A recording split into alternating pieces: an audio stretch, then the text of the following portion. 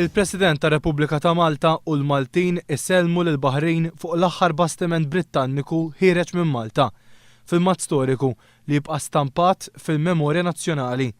Iżda għalfejn dak il-jum u din il-festa huma daqshekk partikolari għal pajjiżna.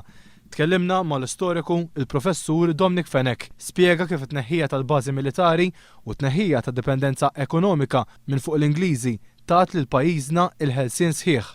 Ħares leha bħala festa li ġiet fil-mixja lejn l-indipendenza sħiħa ta' Malta. Dik l-istorja twila ta' dipendenza fuq pajjiż ieħor għal dak il-pajjiż kellu bżonn Malta biex juża strateġikament ġiet fit-tmiem tagħha fil-metodu ta' Marzu ta' l-1979. L-indipendenza kienet imperfetta sa dak iż-żmien u għalhekk il-ġurnata tissejjaħ attualment mhux biss jum il-ħelsien imma jum il-ħelsien sħiħ. Jgħid li għalkemm f'dinja globalizzata u minkejja li aħna membri tal-Unjoni Ewropea tul l-aħħar 30 sena u rejna li l-ħelsien kien bżonjus u li interpretajnieh b'mod tajjeb. Irnexxielna wara 1979 nimxu ma' politika li ridna aħna, mhux li kienet meħtieġa minna minn xi ħadd ieħor.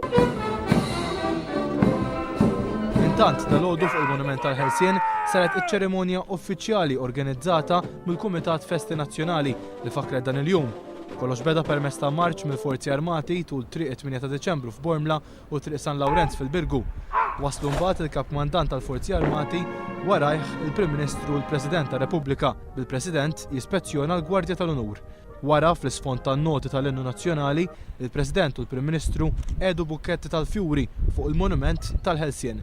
Il-monument li jfakkar l-aħħar inżul tal-bandiera tal-Barrani ħakkiem fuq Malta u t-tluħ tal-bandiera Maltija.